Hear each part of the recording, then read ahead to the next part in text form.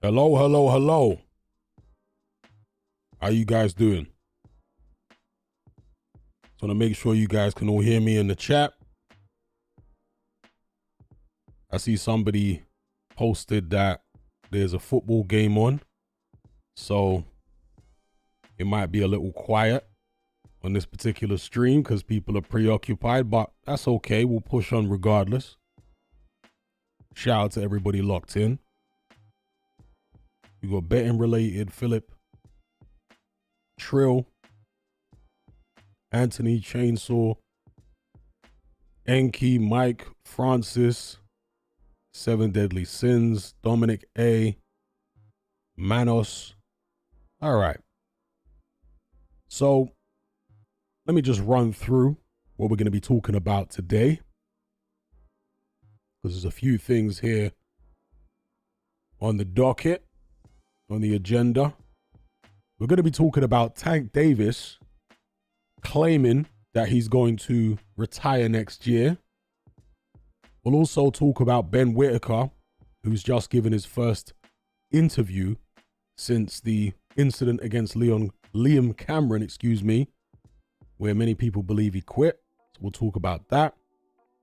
We'll talk about the Beterbiev-Bivol rematch being signed. That's obviously topping the bill on February 22nd in Saudi Arabia. We'll also talk about the Dubois-Parker fight a little bit.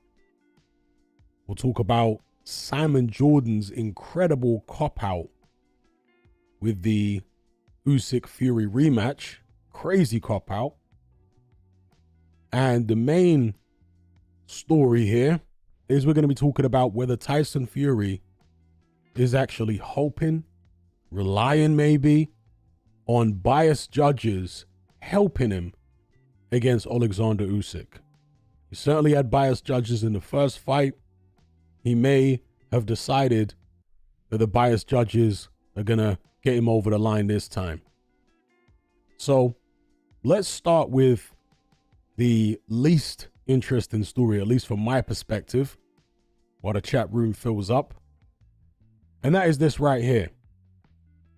Tank Davis claiming that he's ready to retire either next year or after 2025. So there's a quote from him here. He says, "It's over after this year. This is trash, garbage. I'm out. I'm fed up with it. I don't care about belts. I don't care about none of that. I'm worried about getting my money and getting out of there. I'm just fed up. It's not even boxing. It's everything. I have kids too. I just had a boy. I don't want to have to keep fighting and getting punched and all that." Davis says he plans to build his real estate portfolio in retirement. He said, "Separate myself from the limelight. I just want to be able to make money and stay out of the way." All right. Those are the words of Gervonta Davis. Now, if Gervonta Davis is serious about retiring, do I care? Not really. And I say that because he's not giving us the fights that we care about, or at least I care about. So if he decides to retire, I shrug my shoulders. Who cares? Right? This guy is a prize fighter in the truest sense of the word. He's only interested in the money. He doesn't care about legacy. He doesn't care about giving the fans what they want. He doesn't care about the macho aspect of boxing. All he cares about is making his money. And that's okay, but as a boxing fan, that's a turn off to me. I want to watch fighters who actually care about fighting the best and building a legacy. Obviously, money comes with that, and they should be compensated for it. But when you're dealing with a guy who's just purely a prize fighter like Gervonta Davis, I don't find him compelling view. And I mean, he is a tremendous puncher and he's a very good fighter. But when he's not willing to fight the Shakur Stevensons of the world or step up to 140 and take on some of the guys up there, Teofimo Lopez and so on, if he's not willing to do that, I really don't care about what he's doing. I really don't care about following his career. So if he was serious, then whatever. But I'm wondering whether he actually is serious. because, of course, he's got this fight coming up against Lamont Roach. And I can't imagine many people are interested in that fight. So for him to put the story out there that he's going to retire next year, maybe he's hoping it will encourage people to buy that pay-per-view. Because yes, it is on pay-per-view. Right? I mean, Tank Davis can make money, can make multi-millions fighting a Lamont Roach. And as many people have said to me previously, since that's the case, why would he take slightly more money, not dramatically more, but slightly more, against a much more dangerous fighter than Shakur Stevenson? He's not going to do that. So, yeah. Let me know what you guys think in the comment section below. Is Gervonta Davis serious about retiring? Or is this just some cynical ploy to attempt to get more interest in his pay-per-view with Lamont Roach? Because people might be thinking, well, this could be one of the last few times we get to see Gervonta Davis fight, so we better all go out and buy the pay-per-view. Because it always seems like in the run-up to a Tank Davis fight, there's some type of controversy. Now, sometimes the controversy is going to be real, but other times I suspect it's contrived controversy. There's been real beef back in the days between Gervonta Davis and Floyd Mayweather. But in more recent times, I suspect a lot of their beef has been contrived again in the run-up to one of Davis's fights. This is something that they used to do in rap music back in the days. Maybe they still do it now, I'm not sure. But there'd always be like a controversy in the run-up to an album release. Some type of beef with a former friend or whatever the case may be. And it'll be like clockwork. Before an album release, bam, they're arguing with somebody to boost sales of the album. And it's like Gervonta Davis has taken a leaf out of that particular book. So forgive me for being cynical, but I don't know whether Gervonta Davis is serious. But if he is, as I said earlier on, I don't much care. You know, he's made his money, he's doing his thing, but he's not giving us the fights, or at least not giving me the fights that I really want to see. So whatever. Anybody in the chat got any comments about Gervonta Davis? You guys let me know. They're saying Cherry Picker Tank is bored with the easy fights. Michael Thompson says, the shame is he's obviously so good, but never tested himself. I agree. A shout out to Frankie for the super chat. He says, when Fury beat Vlad, he killed the Emperor, but then became Darth Vader. John Fury is Jar Jar Binks. You know, the analogy I like for Tyson Fury is that he came into the game like Harvey Dent in The Dark Knight.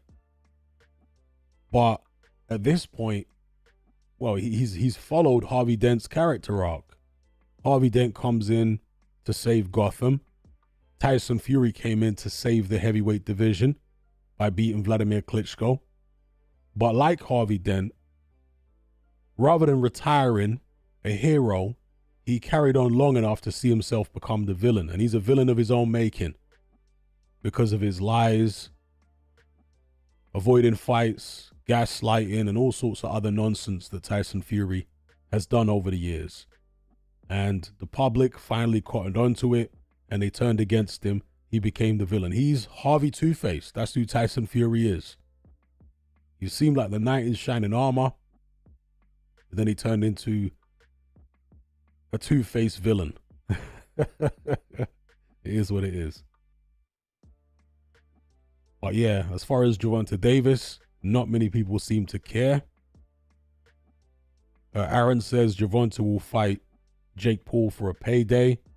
Don't rule that out. I mean, Gervonta Davis, since he's so money hungry, you would not put that past him. You really wouldn't.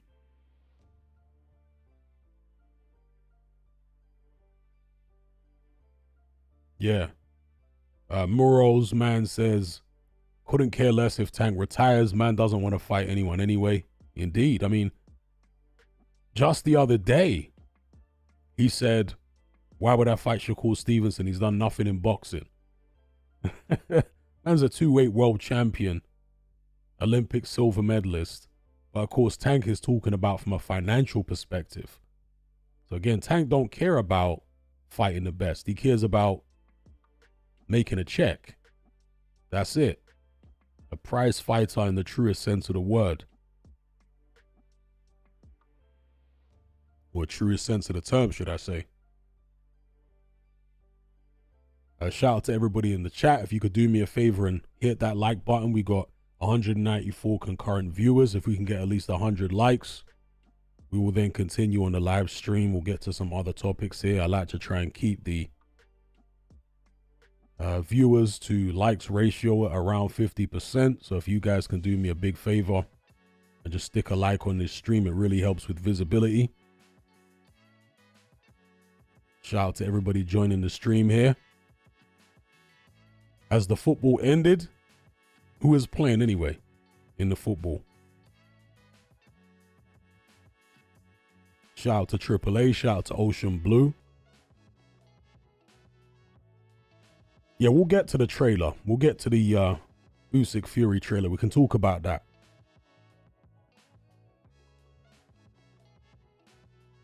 Manos says, Fury contradicted himself every 5 seconds, never gets old. Unfortunately, it will be his undoing. We shall see.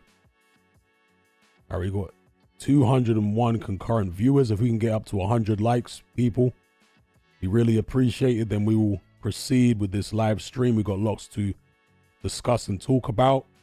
We're currently on 66 likes. If you can stick a like on the video, be much appreciated.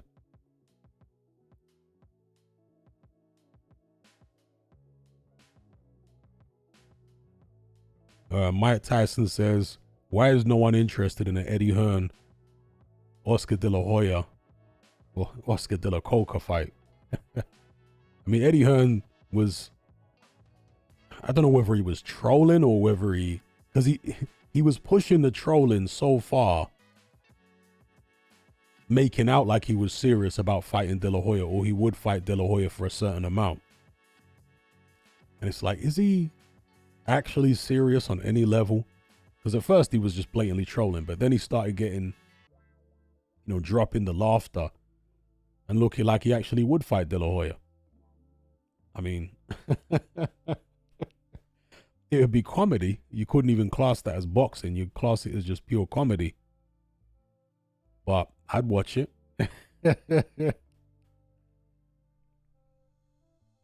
All right, we're up to 80 likes. If we can get 20 more people, much appreciated, then we will continue. We got lots to discuss here. Shout out to everybody joining the chat. We got Anonymous saying Bricktop versus Aram in a fight in Saudi. Who wins? I'm going to go with Aram. Even though he's like 100 years old nearly. I'm still going to go with Aram.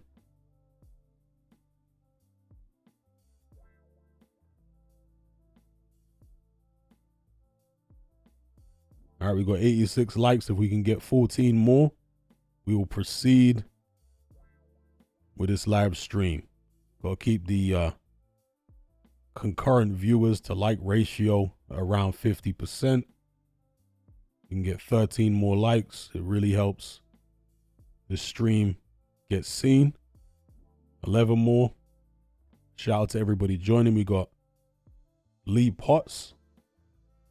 Or is that Leah Potts? Hey Hatman, long time follower. Good to have you aboard. Matt says, hey Hatman, love the vids. Watch them every day. Much appreciated. The 286 Project says, apparently Turkey, on the advice of Hernan Warren, took 2 fights off the February 22nd card as it would have been too long. Wonder what those 2 fights were. And me too. And where did you hear that bit of news, that bit of information, by the way. All right, we got 94 likes. If we can get 6 more likes, folks, we will continue. We got plenty more things to cover here. So if I can just kindly request that you stick a couple more likes on there, get us up to 100, and then we can continue this. Okay, Black Dynamite says Michael Benson reported it, and Michael Benson is a solid boxing journalist.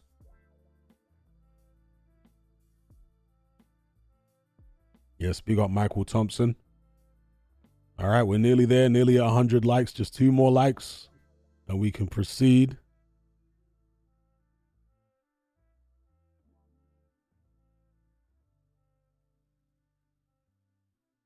Okay, Pot says, why does everyone assume only Fury can improve and learn from the first fight, as if Usyk hasn't made adjustments? Indeed.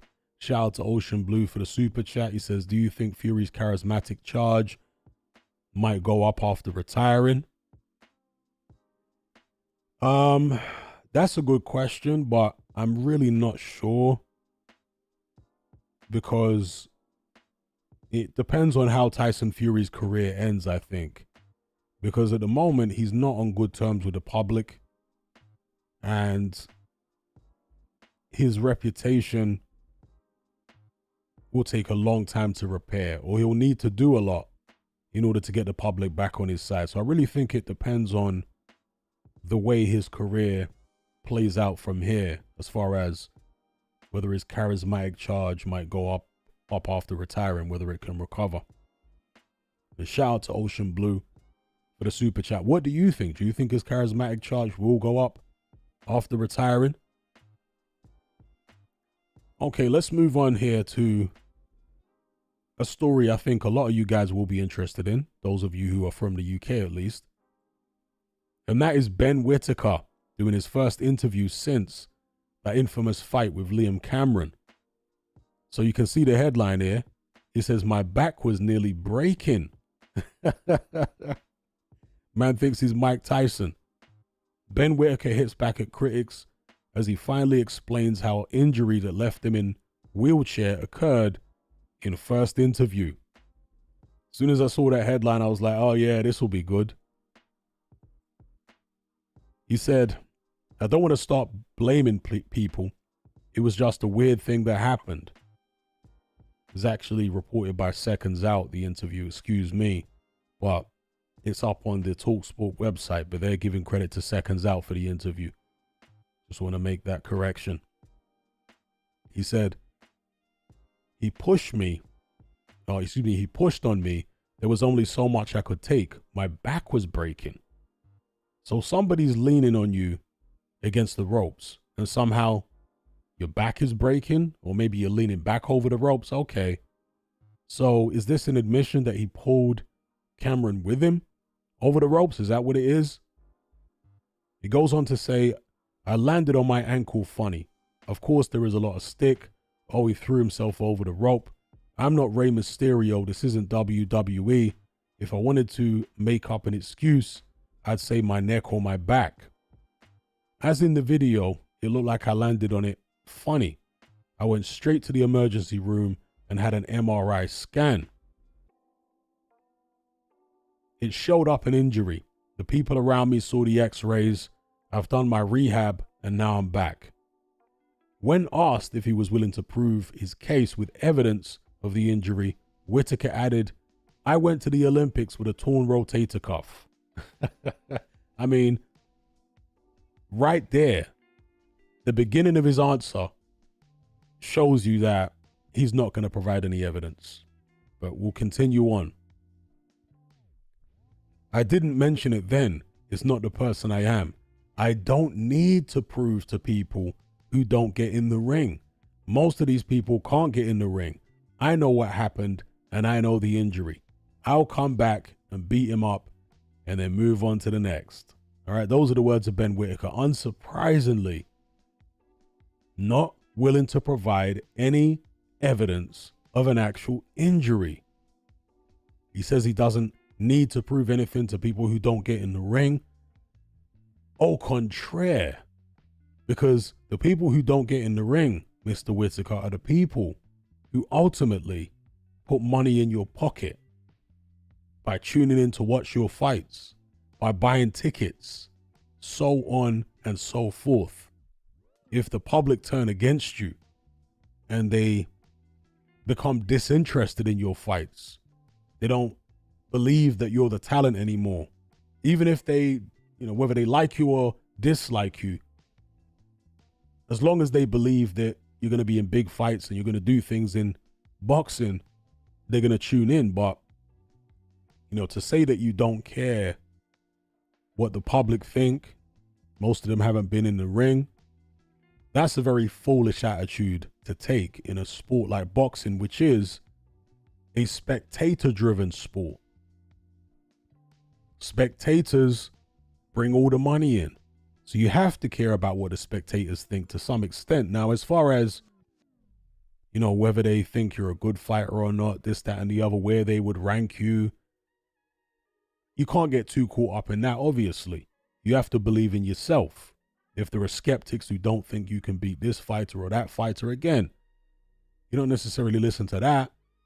You believe in yourself, your team believe in you, you carry on regardless. But as far as your popularity is very important if you want to make money in this game. So, yeah, Ben Whitaker could have nipped it all in the bud early and produced scans and said, look here, I'm injured, just like Kell Brook did. When he lost to Gennady Golovkin, he produced scans of a fractured orbital bone to end any speculation that there might not have been a genuine injury there. Well, there was a genuine injury. We saw the scans. He had the surgery. Kell Brook didn't have to do that, but he understood the value in doing that. The value as far as preserving his reputation. He understood it. Ben Whitaker, if he does have a genuine injury from that incident, then he obviously doesn't understand the value of nipping it in the bud right away and providing some proof, some evidence of this injury. I suspect, based upon the way Ben Whitaker is behaving, that fall in the Liam Cameron fight did not injure him. That's what I suspect at this point, because he's just being defiant here. I mean, the fact that Ben Whitaker disappeared for, what was it, a couple months and didn't do an interview, that right there is like a man who feels ashamed, a man who feels guilty somehow. If all this speculation and all these accusations about him quitting weren't true, why would he hide? It's not like this guy's a shrinking violet. He's a very brash individual. He's not Daniel Dubois. He's a brash guy. So for someone like him, who's a social media sensation, to disappear like that and not do any interviews for a couple months after that fight, nah, something's up. Something's fishy here. It is what it is. And look, I'm not even mad at Ben Whitaker if he did quit in the fight, by faking an injury. I'm not even mad at him. But obviously I have to temper my expectations in terms of how far I think he can go now that I've seen he's got quit in him. Because it's not like he was in the Thriller in Manila against Liam Cameron. Yeah, it was a competitive fight. Liam Cameron was landing a few, but Whitaker wasn't getting battered. So for him to look for a way out in those circumstances, I mean, imagine if he was in the Thriller in Manila. Imagine if he was getting battered. How would he react then? So these are the things that, as a boxing fan, I have to consider about Ben Whitaker moving forward. Can this guy actually be relied upon in a tough situation to battle through? to get victories, or is he going to pack up his tent and go home? In most cases, when fighters quit in situations like this, they go on to quit again and again and again and again. It becomes a thing. For example, Eric Molina, he's a fighter that quit many times in his career. And as I say, it was a reoccurring theme. He would just quit over and over and over and over and over again. Victor Ortiz quit countless times in his career, over and over and over and over again. So, we have to see if Ben Whitaker will be the same. You do get the exceptions. Daniel Dubois has come back fantastically and redeemed himself after quitting. Now, Victor Ortiz kind of redeemed himself in the first Andre Berto fight, but after that, it was more quitting and quitting and quitting. Whereas Daniel Dubois has redeemed himself in several fights. Certainly the Miller fight and also the Hrgovic fight. He had to come through adversity both times to get the W. But people like that are in the minority. As I say, normally when a fighter quits, he'll go on to quit many more times. And who knows, maybe Dubois will quit again sometime in future. But for now, he's got the bit between his teeth. He's found his heart and he's battling through. So let me know what you guys think about Ben Whitaker. This new interview says his back was breaking. Yeah, my neck and my back. Yeah.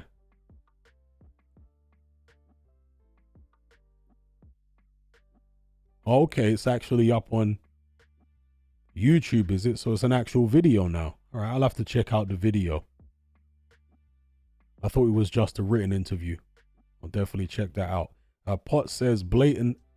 The guy realized he wasn't doing well. He saw a way out and took it.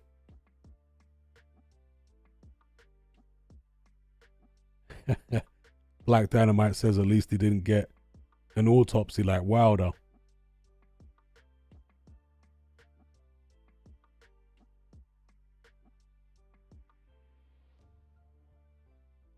Ocean Blue regarding Tyson Fury's charismatic charge and whether it will increase after he retires. He says, I'm not sure either. I've seen fighters like Froch who weren't particularly likable during their careers become more popular after retiring.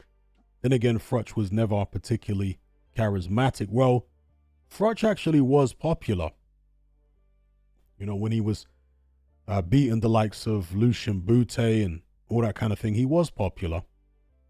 It's only really towards the end of Froch's career where he became a bit of a villain. And that was due to the rivalry with George Groves. People liked the way, actually going into the first Groves fight, the public didn't like Groves. They booed him into the ring, but they cheered him out of the ring because of the way he fought. Because he dropped Froch and they felt that he'd been hard done by Howard Foster, the referee. So no, Froch was actually pretty popular. But yeah, the Groves rivalry kind of turned the public against him. But it was only really a brief period where the public were against Carl Froch. A shout out to Ocean Blue every time.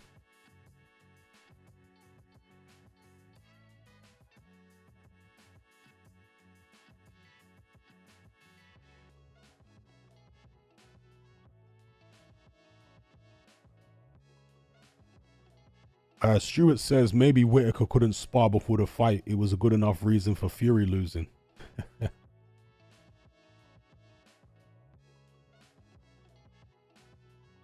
All right, let's move on to the next story here. So the Beterbiev-Bivol rematch is on.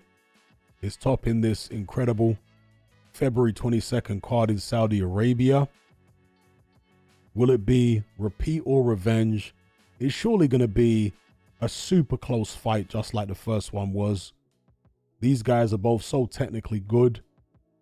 Beterbiev was sneaky in the fight in launching his attacks or concentrating his attacks in the final minute, sometimes even 30 seconds of rounds to catch the judge's eyes. I would like to see Beterbiev be a bit more proactive rather than boxing with Bivol as much as he did. I'd like to see him take a few more chances and try and bully him. He did towards the end of the fight. But earlier on, I felt like he was maybe not as aggressive as he could have been. I mean, we've seen fighters be aggressive against Dmitry Bivol and have a decent amount of success. So, yeah, I'd like to see Beterbiev press the issue a bit more. And as for Dmitry Bivol,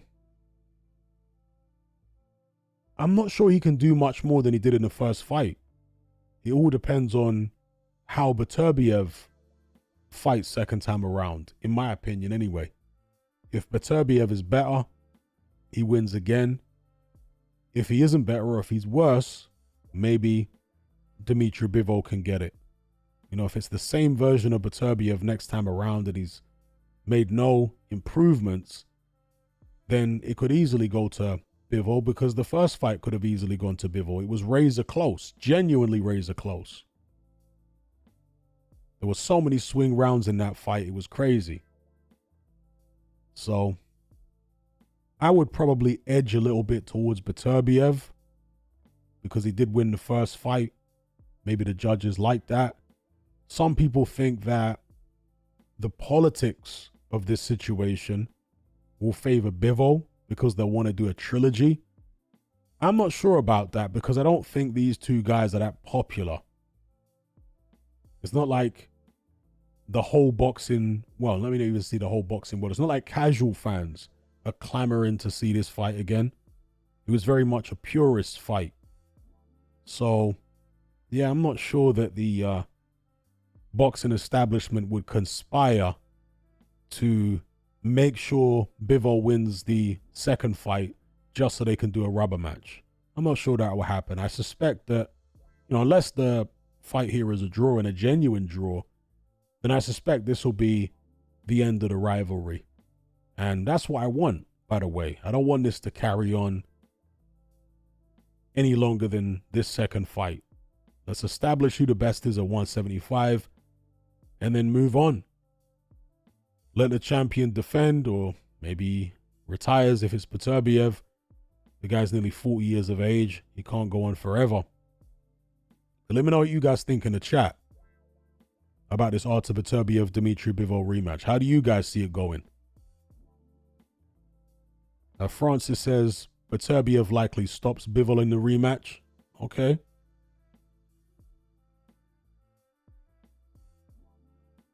Isaac says, I feel Beterbiev will get stopped if Bivol is more aggressive. Oh, wow. So you think that Bivol could stop Beterbiev? All right. That's an interesting take. Grant says, I see Bivol coming on strong more in the championship rounds in a rematch. All right. So you guys are very much still split. Just like in the run up to the first fight, it was damn near a 50-50 split in terms of who the public thought was going to win. And it's completely understandable that it's split similarly going into the rematch, because the first fight was absolutely razor close. Razor close.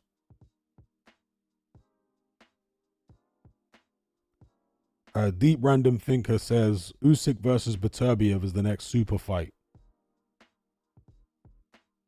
Is that a super fight though?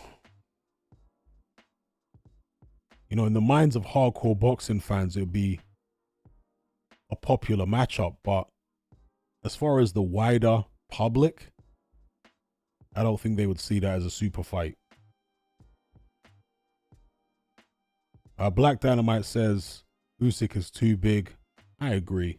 I know he and Beterbiev swap wins and losses in the amateurs, but that was a very, very long time ago.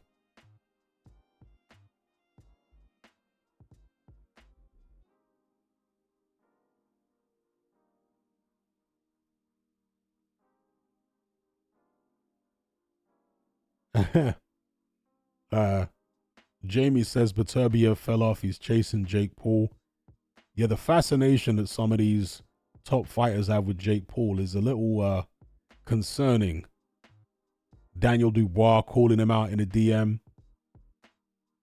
Way back in the days. In fact, the first high-level fighter that I remember calling out Jake Paul was Myris Breedis when he was still cruiserweight champion. He was like relentlessly calling out Jake Paul. That was weird. And now they're all at it. Retired fighters, current champions, one of the heavyweight champions. I mean, it's wild.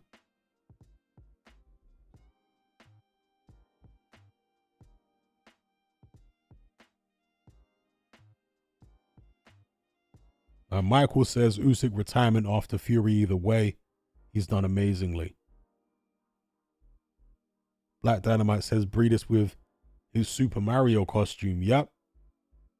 I guess that was mocking Jake Paul for wearing a Super Mario costume early on in his YouTube career.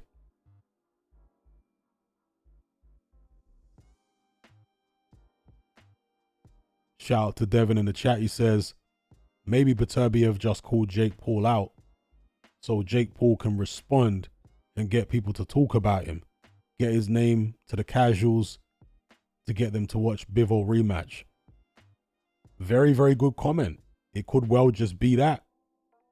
Because surely Beterbiev doesn't think that Jake Paul would actually fight him. So, yeah, you might be onto something there. That might be exactly what it is.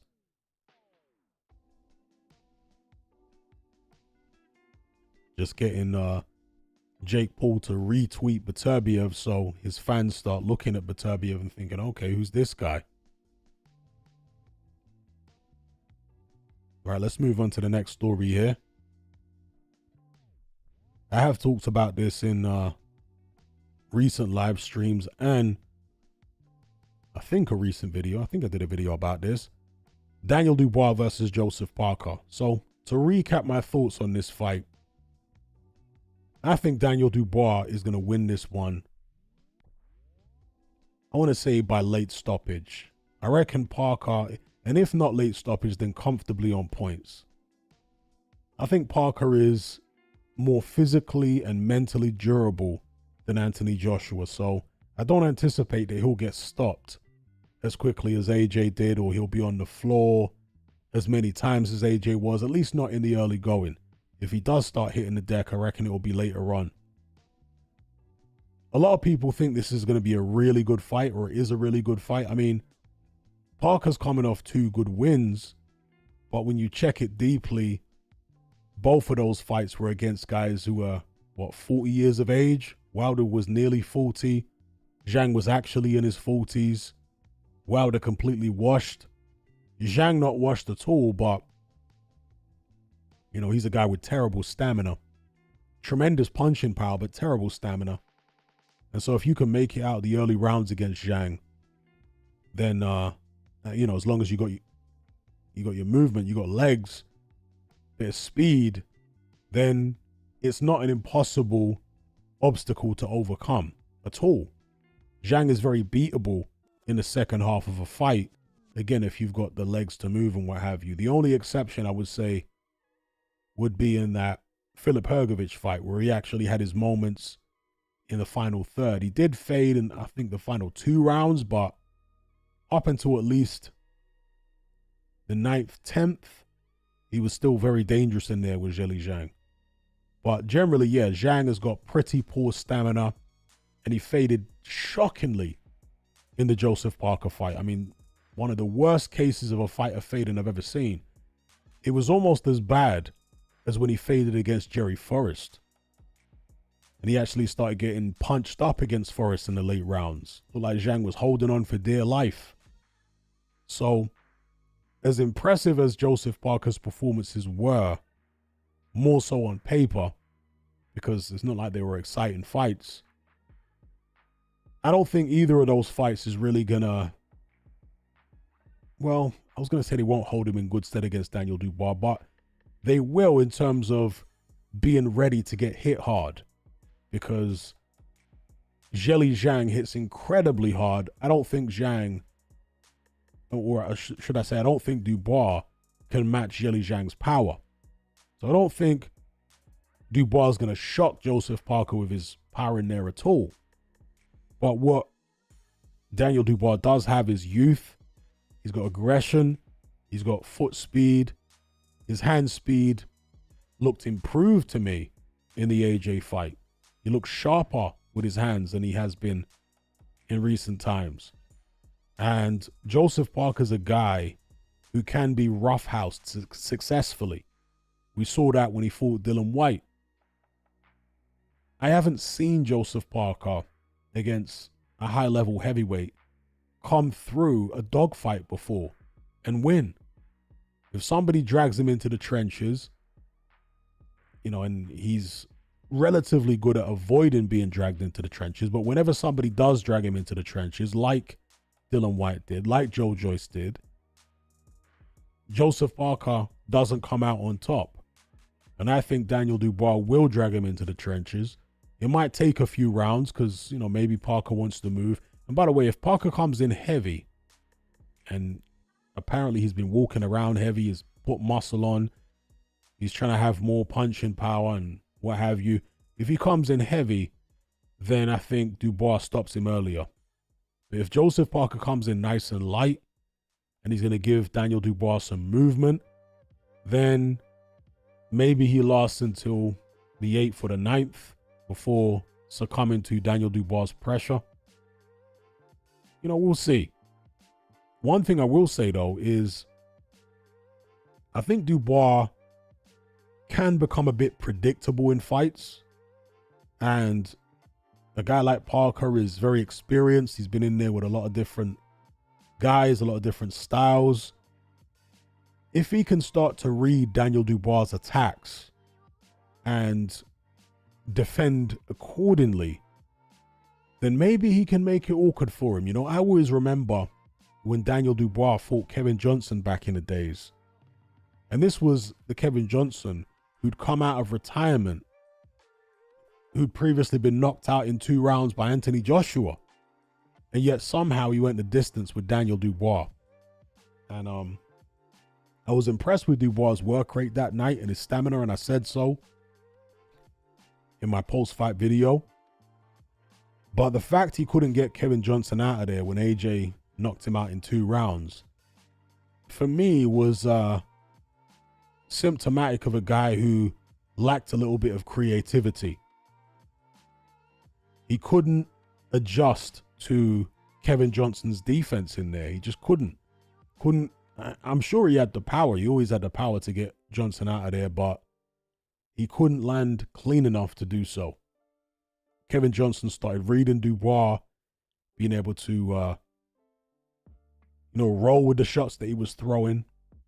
If Joseph Parker can find that pocket, find that little groove to nullify Daniel Dubois' offense, to start reading what he's doing, then maybe we've got a really interesting fight. But I suspect that won't happen. And I think Joseph Parker's going to get taken out around the 9th round, 8th or the 9th round, I reckon. But we'll see. Let me know what you guys think in the comment section, or in the live chat, should I say. Daniel Dubois versus Joseph Parker. What do you guys think? S. says, Parker's lack of dog is a problem, but he's the smarter fighter. I agree, he's the smarter fighter, for sure.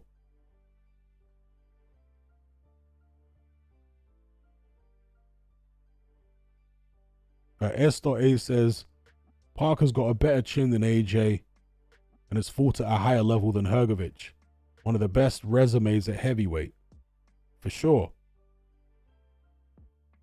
But styles make fights, right? It wasn't so long ago that Joseph Parker went the distance against Jack Massey, of all people. And we saw what Jael Pataya did to Jack Massey. Parker went the distance with him.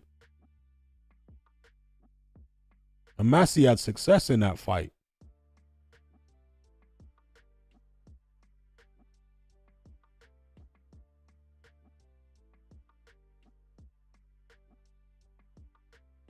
The 286 Project says Dubois to win in a closer than expected fight. All right, we'll see. I'm definitely not discounting that possibility. Parker does have the experience. He's a vet. He can be slick.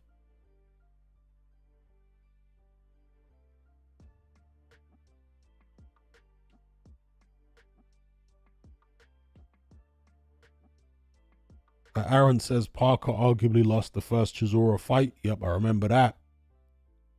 But he did very well to turn it around in the second fight. It was a completely different affair, wasn't it? He dropped Chisora several times in the rematch. Made a lot of improvements.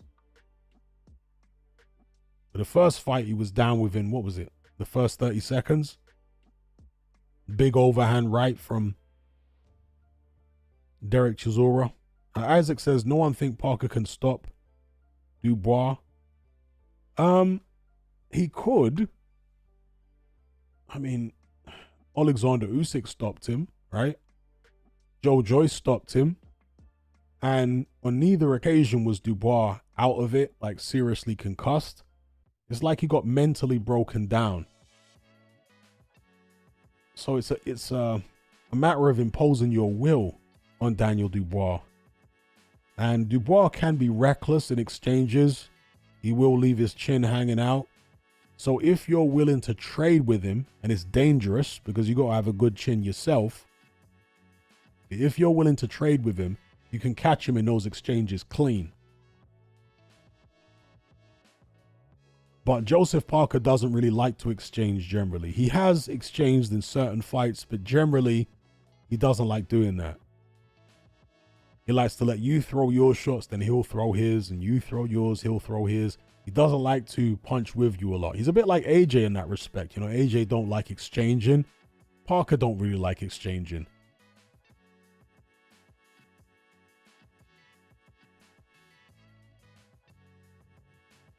And I think the key to beating Daniel Dubois,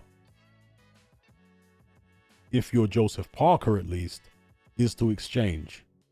I think he's going to have to. If he wants to win the fight, he's going to have to gamble, get his chin down, use those fast hands, get an angle on Dubois, and punch with him. And see what you can make happen. You can land a shot on the chin hard enough that surprises him. Maybe you get him going. I do think that will be the key for Joseph Parker, is actually exchanging with him. I'm not saying he has to go out there from the first round and make it a slugfest, not at all. He could primarily decide to move, but in spots, stand with Dubois in exchange. Again, it's a big gamble. It could go horribly wrong, but nothing ventured, nothing gained. If Joseph Parker just wants to go out there and survive the 12 rounds, he might be able to do that if that's his goal. But if he's actually trying to win, then he's going to have to take risks.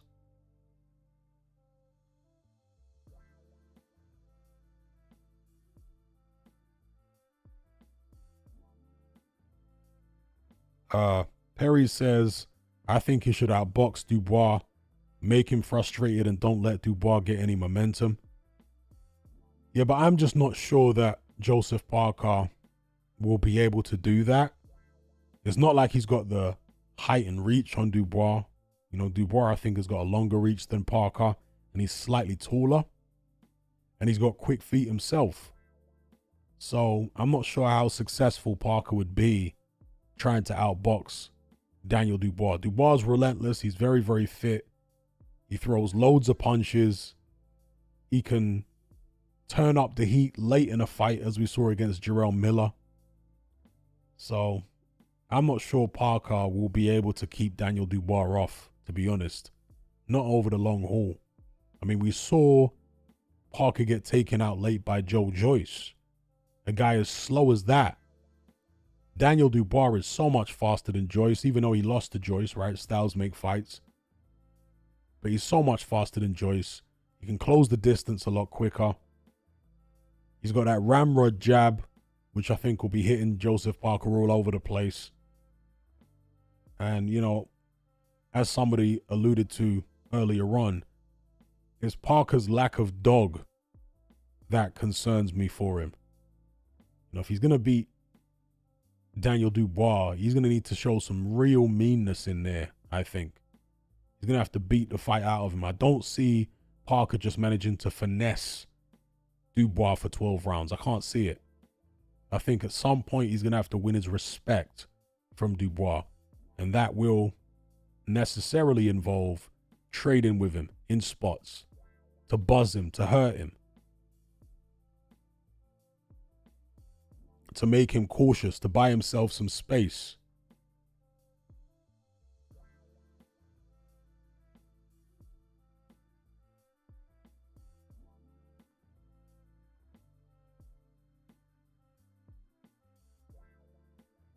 All right, let's move on to the next topic here.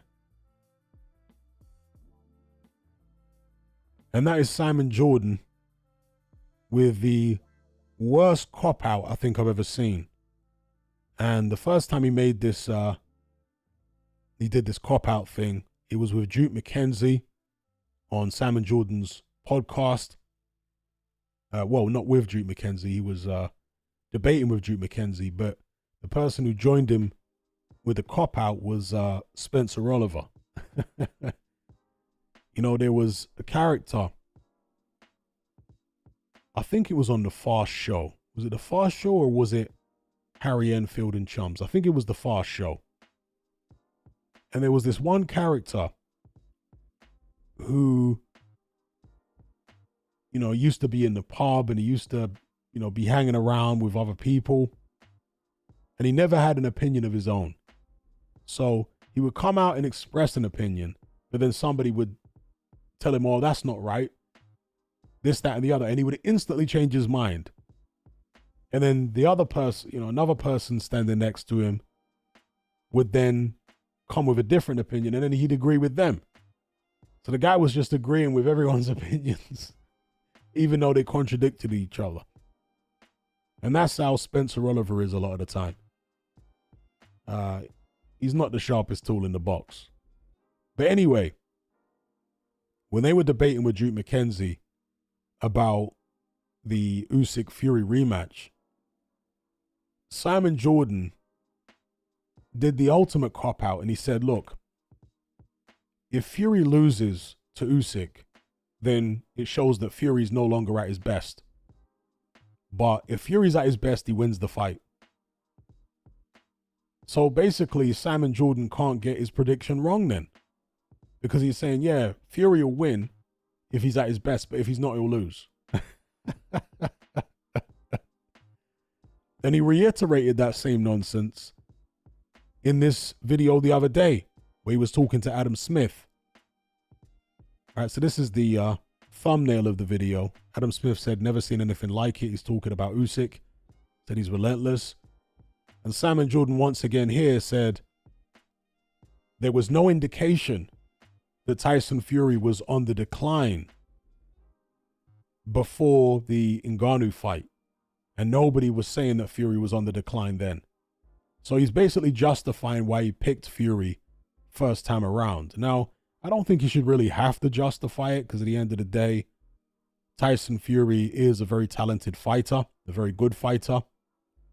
And the public was split. Not the media, of course. They were almost unanimous in favor of Fury going into the first fight, but the public were very much split on who they thought was going to win. So I don't think Simon Jordan needs to come up with excuses and try and justify why he picked Fury. It's not a terrible pick. But going into this second fight, right, he feels like he has to justify why he picked Fury first time around. He's saying stuff that is just ridiculous at this point.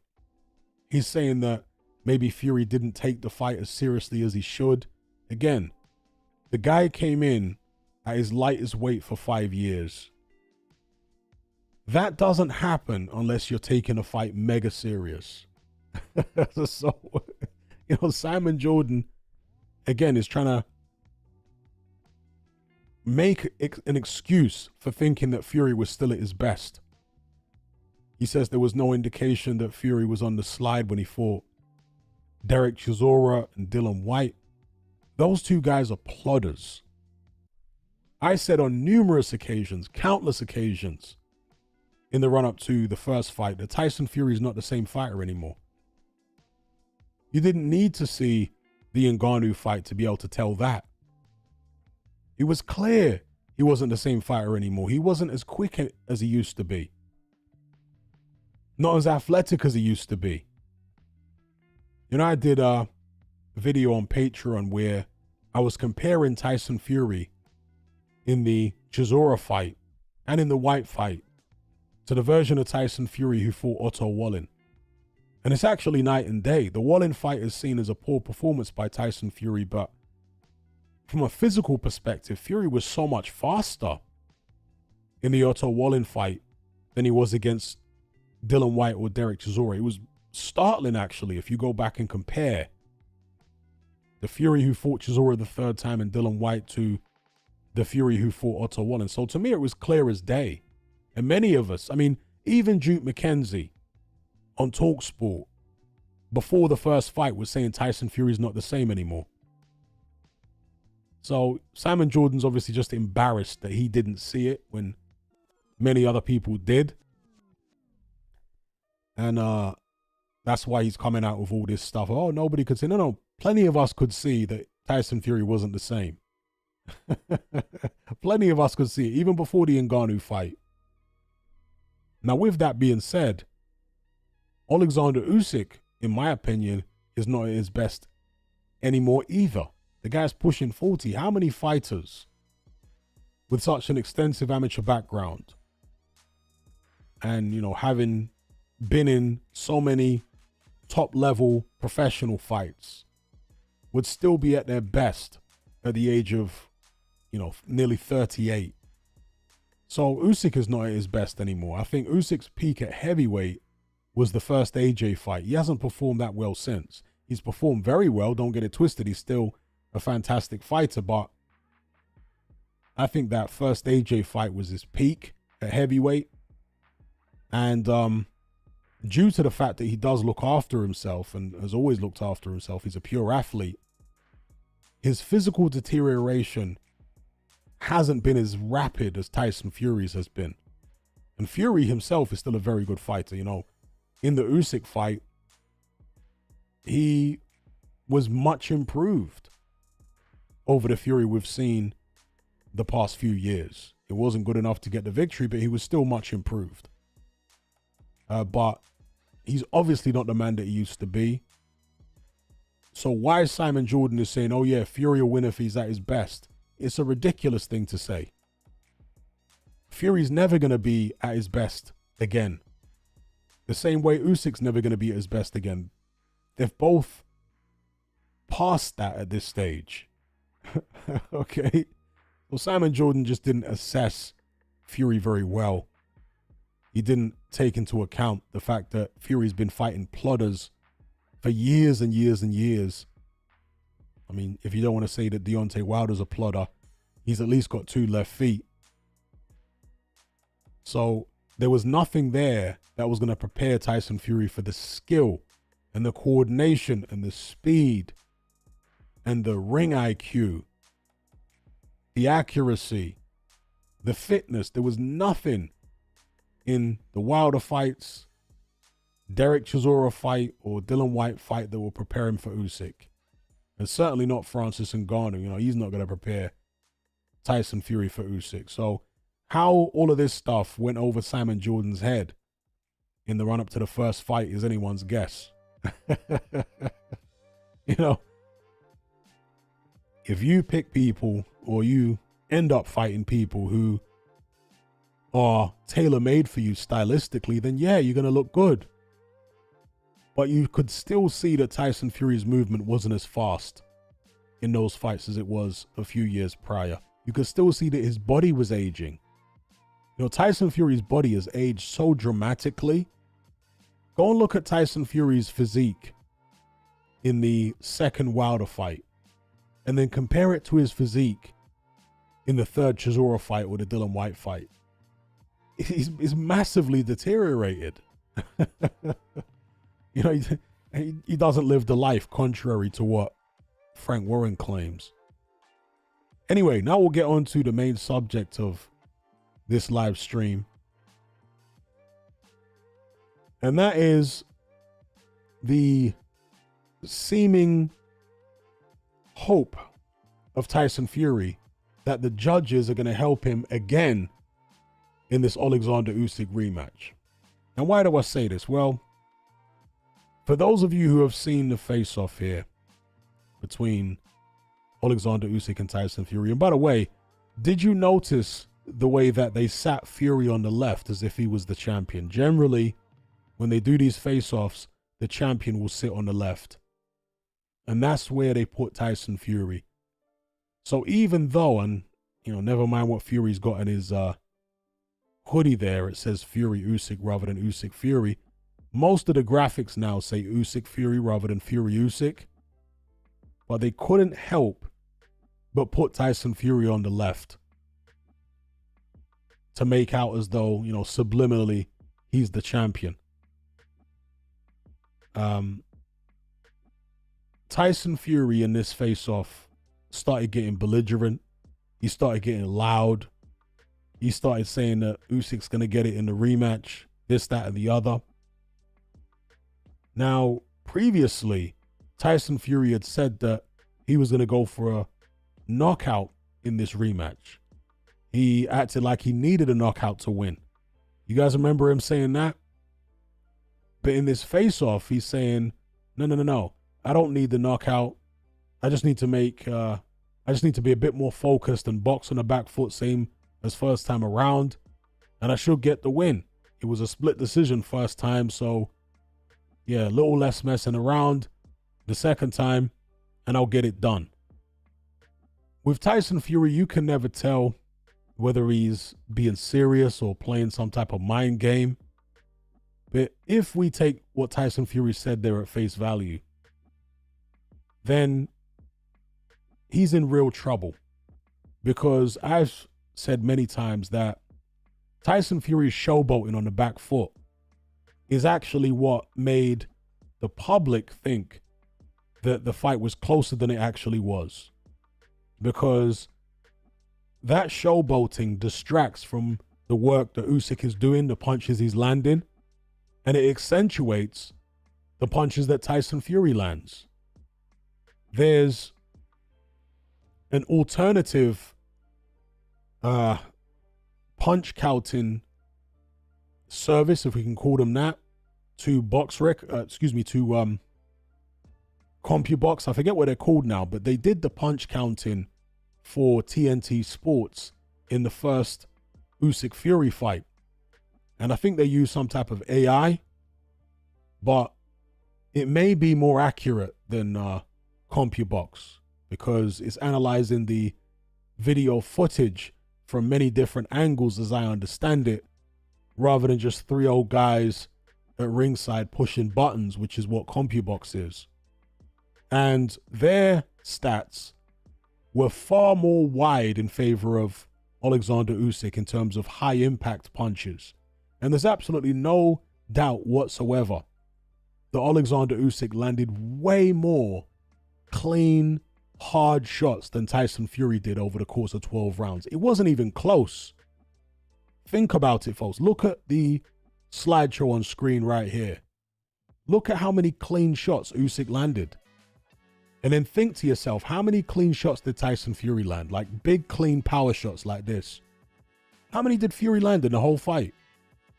The vast majority of Fury's punches, I'm telling you, were like half blocked, hitting gloves, tippy-tappy shots.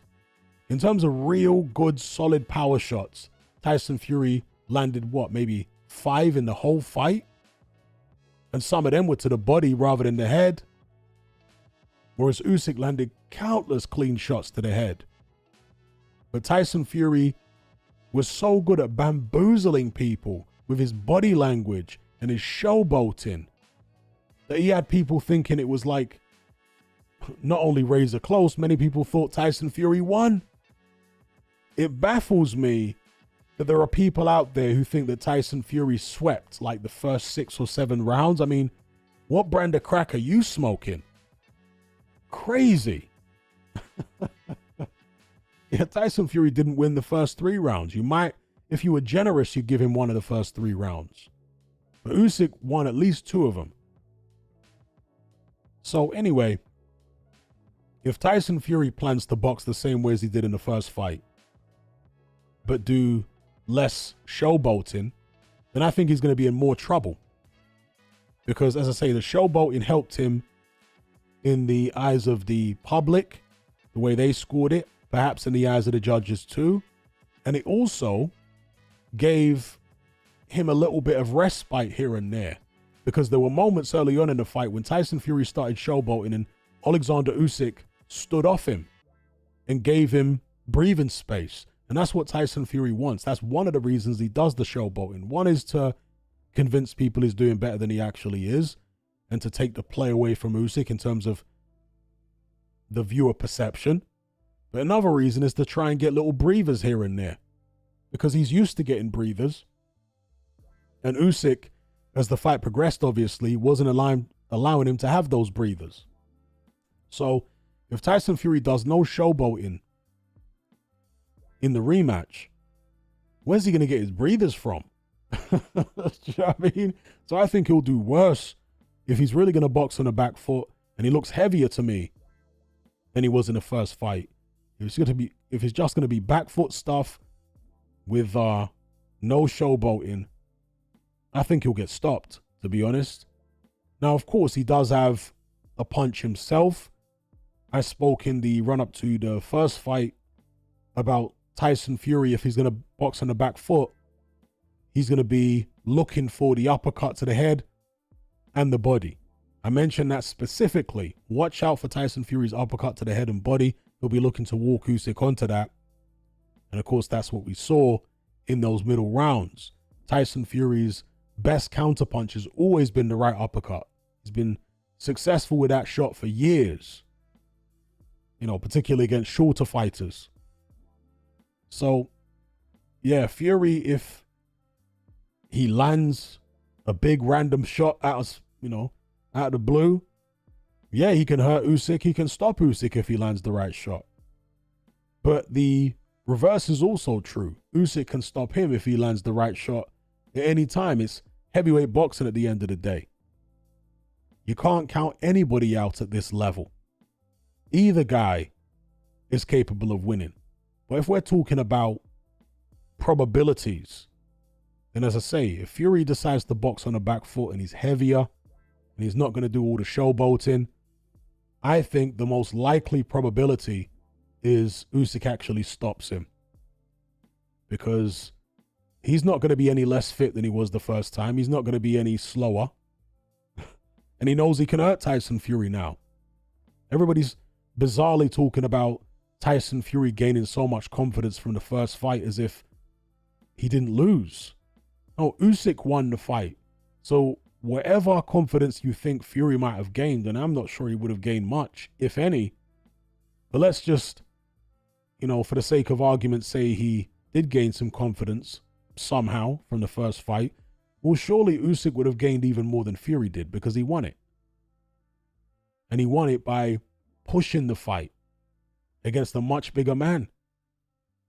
Therefore, there's no point in even mentioning any confidence Fury might have got from the fight, because Usyk surely would have got more, so it cancels it all out.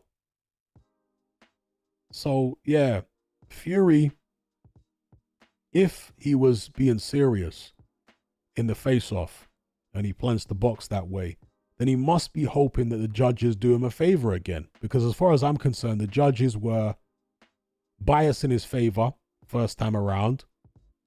And so he thinks if he can just fiddle about a bit more effectively second time around, he can get the decision. We shall see. The fact he's coming in heavier, he certainly looks a lot heavier to me, would suggest he's going for more power, unless he's carrying an injury, or unless he just can't put himself through the kind of grueling training camp that he did for the first fight. It's all in the air at the moment in terms of what this extra weight is about. If it's a strategic thing, and as I say, you have to imagine he's going for more power, either on the back foot or the front foot. He's looking to do more damage when he lands. So let me know what you guys think about all this in the comments. Is Tyson Fury hoping that the judges help him again this time? Because, yeah, he's talking about not making many adjustments. This is contradicting what he said just a few weeks ago, where he said he basically needs the knockout to win. He was making out as though he got jobbed on the cards. In this face-off, Fury didn't mention getting jobbed on the cards again. I know he goes back and forth with that. But in this face-off, to be fair, he didn't say that. He wanted to kind of get over the fact that he lost the fight. He was saying, okay, yeah, Usyk beat me. He won. Whatever, we move on. I'm going to beat him this next time. He didn't seem to want to dwell on what happened in the first fight. He wanted to move past it, skip over it, and so on. But the question for me is whether Tyson Fury has learned his lesson. If he hasn't learned his lesson, it's going to be worse the second time. Learned his lesson in terms of he was getting hit with clean shots from the very first round. Yet he's pushing this narrative that he was in complete control. The fight was totally easy and he just got caught with one random shot. And loads of people in the media are pushing this as well. It's like, again, what brand of crack are you smoking? Let's go back to the slideshow. This is round one. Usyk landed big, clean body shots in round one. Check the timestamp at the bottom left. There's Usyk landed a left hand midway through round one. Here's Usyk landing the best punch of round one, banging Tyson Fury's face. Where is this bizarre narrative coming from? That Fury somehow, he wasn't getting caught earlier on in the fight? This is the start of round two. A big right-left combination from Usyk drives Fury back into the ropes. See him there? Round two, that was. And yet somehow Tyson Fury's acting like this didn't happen. That everything was A-okay and he was in complete control until he randomly got caught with one punch. It is the most nonsensical BS narrative about this fight that anybody's been able to come up with. But again, the way people are parroting it, it's like they all need Specsavers or something. So here we have the moments in the middle of the fight where Tyson Fury was landing those uppercuts which Usyk adjusted to, of course. Once he adjusted, Fury wasn't landing the uppercut anymore. Not as effectively anyway. And Usyk started coming back in round 7 and 8, landing the straight left hand. See him there? So it wasn't one punch out of the blue. It was multiple punches. From round 7 onwards, Usyk was landing clean shots on Tyson Fury. It wasn't just one big shot in round 9. If it was just one big shot out the blue, then Tyson Fury could legitimately take a lot more encouragement. But it wasn't that. There were technical issues there that caused Tyson Fury to get caught with loads and loads and loads of big shots. Long before that shot that drove him into the ropes in the 9th round, that shot there, you can see on screen. Long before that one landed, there were loads of other ones landing. And if you're getting hit with loads of shots, then it's not luck, is it? There's obviously something happened there where your defense is not holding up and your legs are no longer quick enough to stay out of the way. And Usyk is starting to get to you. I mean, he was landing clean shots from round 1, but by round 7, Usyk was landing consistent headshots with even more power than the ones that were landing early on against the fatigued Fury who was less capable of absorbing the shots. What happened in round 9 was not a random punch out of the blue. No, it was the culmination of Alexander Usyk actually breaking Tyson Fury down. That's what it was. Breaking him down with body shots, breaking him down with pressure, breaking him down with headshots. The 9th round was the dam bursting after taking a sustained assault for several rounds, you know, for let's say 3 rounds. Yeah, but well, it wasn't even just that, because of course, prior to Tyson Fury having that strong spell in the middle of the fight, Usyk was landing in the early going. Again, this shot in round 1. So, yeah, that's my take on it anyway. I think Tyson Fury needs to get realistic with himself, because if he's realistic, then he can take the appropriate measures, the appropriate action to give himself the best chance of winning. If he's not realistic and he goes into the fight delusional, thinking he got robbed or thinking he doesn't need to change much, just stop the showboating, then he's in serious trouble and will probably get stopped this time around. So we'll see. I'm going to side with the bookies. I've said this before in terms of the odds on the fight. I give Tyson Fury about a 40% chance. I make Usyk a favorite at 60%. But let me know what you guys think in the comments, in the live chat.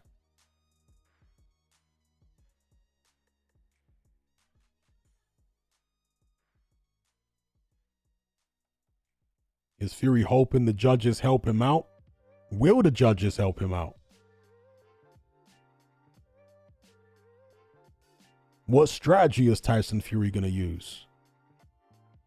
Shout out to Matt for the super chat. He says, how do you think the 2015 version of Fury does versus Usyk?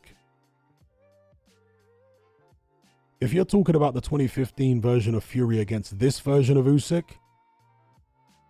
I think the 2015 version of Fury might beat him. Possibly. But if you're talking about the 2015 version of Fury versus the very best version of Usyk, I think Usyk wins.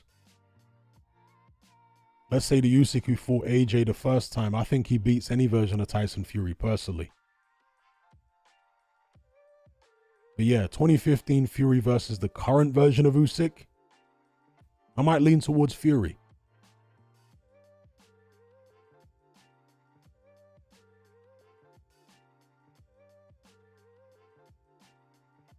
Because Tyson Fury had better stamina back in the days,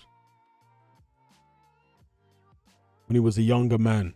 You know, you have to remember, against Klitschko, Fury was under 250 pounds. You know that? Under 250 pounds for the Klitschko fight. Might have been like 245 or something like that.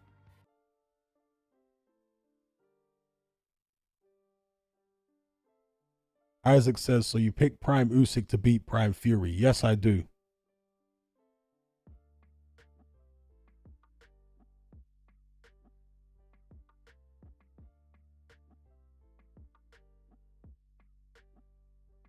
Wave says, Hatman, your Fitzroy Lodge guy Adam Booth is convinced that Fury wins the rematch. He says Fury may even stop Usyk. Well, it's heavyweight boxing, and if it is possible, I'm not discounting Fury at all, you know. If he can put the right shots together and do the right amount of damage, stopping Usyk is not out of the question. It's just a matter of how he approaches the fight. And as individuals, our perception of the probability of each scenario.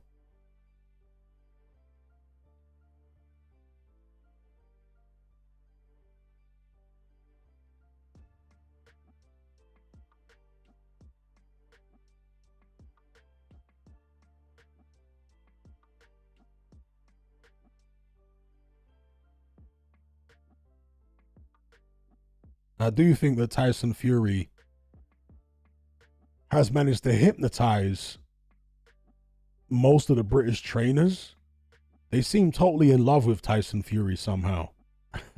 You know, from Joe Gallagher to Billy Nelson It seems now Adam Booth, certainly Dominic Ingle, and all these British trainers are in love with Tyson Fury.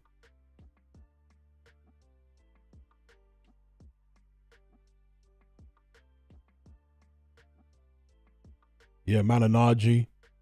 Although Malignaggi is picking Usyk to win the rematch. But he certainly had Malignaggi hypnotized going into the first fight, for sure. He had, yeah, Sean Porter, he's hypnotized because of the Wilder fights.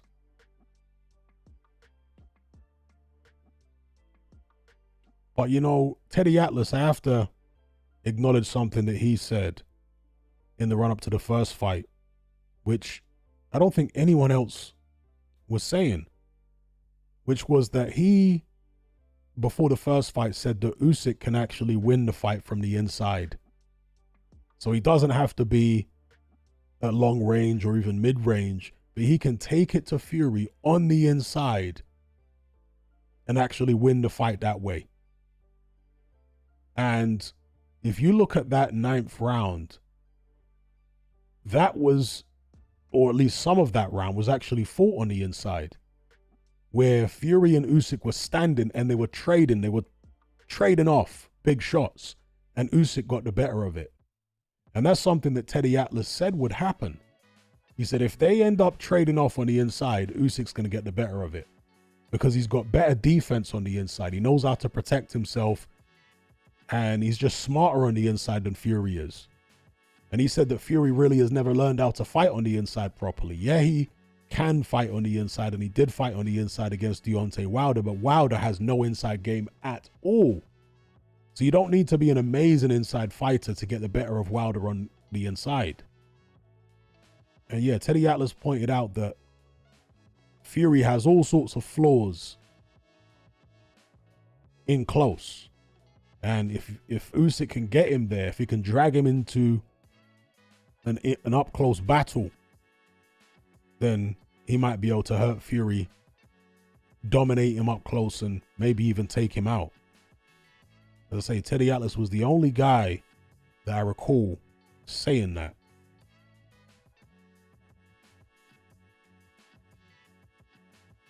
Black Dynamite says Usyk beat that short African guy on the inside at cruiserweight. Yes, he did. Machunu. That was very impressive, actually.